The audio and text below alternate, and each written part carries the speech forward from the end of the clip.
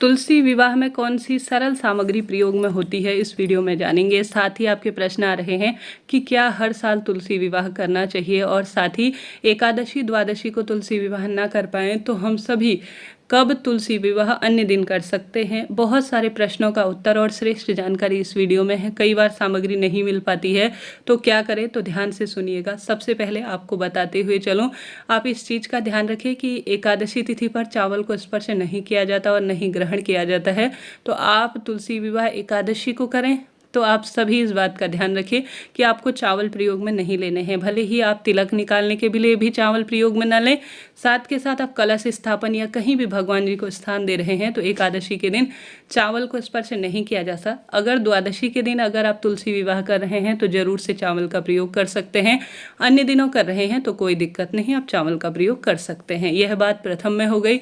अब आपको सामग्री किन किन चीज़ों की आवश्यकता होगी, उससे पहले एक और प्रश्न ले लेते हैं जिसमें आप सभी पूछ रहे हैं कि हाँ, मैं क्या तुलसी विवाह हर साल करना चाहिए। कई भक्तजन पिछले साल तुलसी विवाह किए हैं या कई बार कर चुके हैं, इस साल सामर्थ्य नहीं है, कहीं बाहर जाना है या मासिक धर्म की स्थिति है या कोई परेशानी है, तो ऐसा कहीं नहीं लिखा है कि हर साल तुलसी विवाह करें।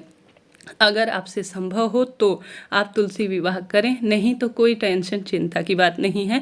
आप इस साल स्किप कर सकते हैं। नहीं है क्षमता सामर्थ्य तो ना करें, कोई चिंता टेंशन की बात नहीं, कोई इसका दोष नहीं लगता है। यह आपकी क्षमता सामर्थ्य पर आधारित है। वैसे ज़्यादा इसमें समय नहीं लगता, कोई ज़्यादा धन खर्च नहीं होता, थोड़ी सी आप कोशिश करके कर सकते हैं। कार्तिक महीने का सबसे श्रेष्ठ यह माना जाता है। किस किस को तुलसी विवाह करना चाहिए इसका वीडियो मैंने पहले ही प्रसारित कर चुका है, आप कृपया उसे देखिए। अब 2024 में कब है तुलसी विवाह? कई लोग 12 तारीख को एकादशी के दिन तुलसी विवाह करेंगे। देवउठनी एकादशी 12 नवंबर 2024 को है। कई भक्तजन कई क्षेत्रों में द्वादशी को किया जाता है, तो आप 13 तारीख को भी तुलसी विवाह कर सकते हैं। चाहे तो एकादशी को करें, चाहे तो द्वादशी को करें। 12 और 13 दोनों दिन किया जा सकता है। अन्य प्रश्नों का उत्तर आगे दूंगी, तो आप सुनिएगा, अंत तक बने रहिएगा। सबसे पहले मेहंदी की रस्म होती है, तो हम सभी को एक नई मेहंदी के कोन की आवश्यकता पड़ेगी, या आप पाउडर फॉर्म में भी नया मेहंदी का पैकेट ले आ सकते हैं। बाद में आप इसे स्वयं प्रयोग करें या दान दे देंगे तो शुभ माना जाता है। और साथ के साथ इन दिनों जो मौसमी फल आते हैं, मिठाई है, उन्हें आप लेकर आइए। आंवला, सिंघाड़े, आप इनका भोग जरूर से लगाएं। जल का लोटा हमेशा भोग प्रसाद में रखा जाता है, तो वह ले लीजिए। साथ के साथ धूप, दीप, कपूर और 2 दीपक। एक दीपक आप कलश स्थापन करेंगे तब रखेंगे। इस कलश में श्री कलश नहीं, थोड़ा सा देर की यह पूजा होती है तो दीप कलश स्थापित किया जाता है। दीपक के ऊपर दीपक जो है, कलश के ऊपर दीपक रखा जाता है, उसे दीप कलश कहा जाता है। तो इसकी सरल प्रक्रिया रहती है। तो सबसे पहले हम दीपक लगाएंगे, एक अंत में भी हम सभी आरती के लिए दीपक लगाएंगे। तो कपूर, धूप और 2 दीपक की आवश्यकता पड़ेगी। आप चाहें तो 365 बत्ती का दीपदान इस दिन कर सकते हैं। कैसे बनाया जाता है इसका वीडियो जल्द ही चैनल पर आएगा, तो आप सभी तुलसी माँ के समक्ष 365 बत्ती के दीपदान को भी दे सकते हैं। स्क्रीन पर आप देख पा रहे होंगे। कलश स्थापन के लिए एक पीतल, तांबा, ये मिट्टी का इस तरह से जल ले लीजिए। जल से भरा हुआ पात्र जिसमें थोड़ा गंगा जल मिला लीजिए। ऊपर पूर्ण पात्र रखने के लिए आप गेहूं के संपूर्ण स्वरूप में उसे भर सकते हैं पात्र को, या आप तिल का प्रयोग कर सकते हैं अगर एकादशी के दिन। अन्य दिनों कर रहे हैं तो चावल काम में ले सकते हैं। कलश के अंदर डालने के लिए आप थोड़ा गेहूं और हल्दी की गांठ, 1 रुपये का सिक्का, कमलगट्टा, दूर्वा और पुष्प, 5 चीज़ें आप डाल दीजिएगा कलश के अंदर। अब हम सभी को इस दिन वरमाला करनी होती है माता तुलसी और शालिग्राम जी महाराज की, तो आप सभी जो है विशेष तौर पर 2 फूल माला ले लीजिएगा। श्रृंगार की सामग्री जरूर से लेनी होती है, इस चीज़ का ध्यान रखिएगा। कम ज़्यादा जितने भी हो, 16 श्रृंगार भी कई लोग चढ़ाते हैं, कई लोग कम भी चढ़ाते हैं, तो श्रृंगार की सामग्री आप ले लीजिएगा। इसके साथ ही सबसे महत्वपूर्ण हमें माँ तुलसी की आवश्यकता पड़ेगी। आपके प्रश्न आते हैं, दीदी रामा तुलसी ले या श्यामा तुलसी?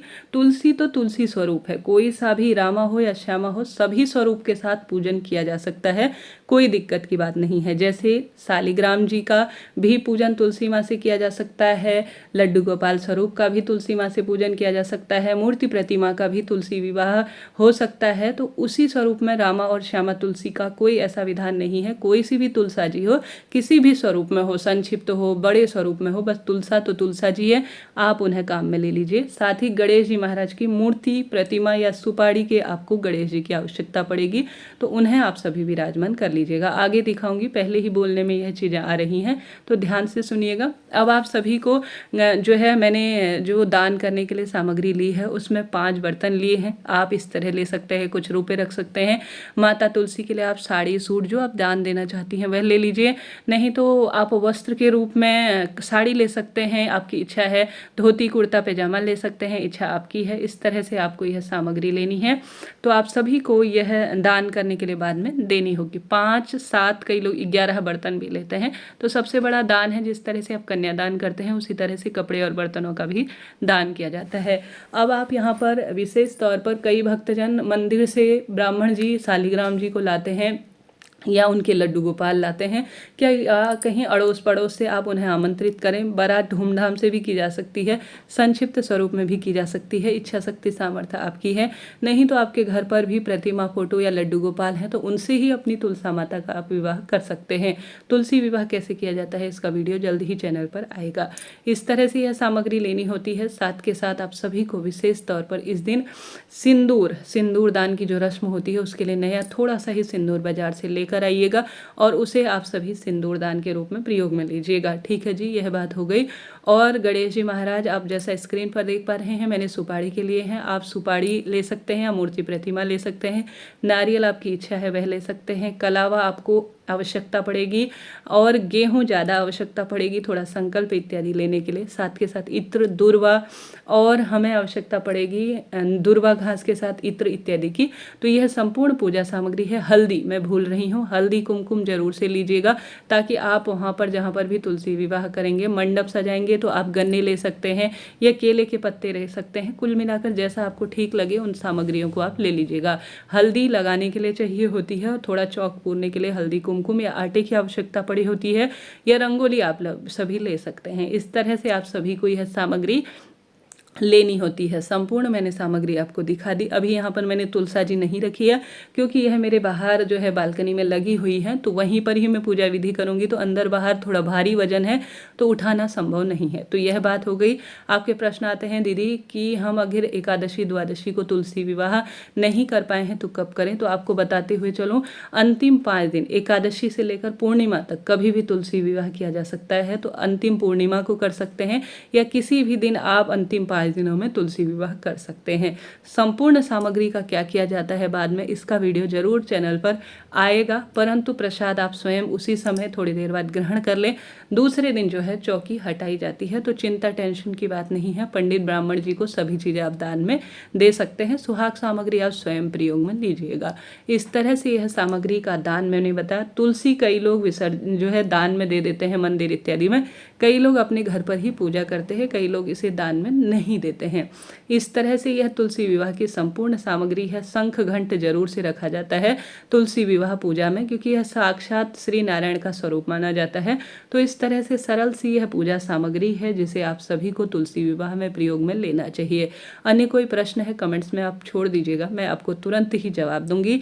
5 पत्ते आम या अशोक के ले लीजिएगा। अभी मैं जब वीडियो शूट कर रही थी थोड़ा घर से पास दूर है तो मैं लाने में असमर्थ रही। जब वीडियो मैं वह बनाऊंगी तो आपके लिए जरूर से उसे ले आऊंगी। अब इसके अनुसार मैं जो चीज़ें भूल रही हूँ आप मुझे कमेंट्स में बताइएगा और कुछ चीज़ें आप ऐड कर लीजिएगा। और भी कोई प्रश्न हो तुलसी विवाह से संबंधित या कोई भी आप नए प्रश्न पूछना चाहते हैं तो पूछ लीजिएगा। आपकी सब मनोकामना पूर्ण हो ऐसी प्रार्थना।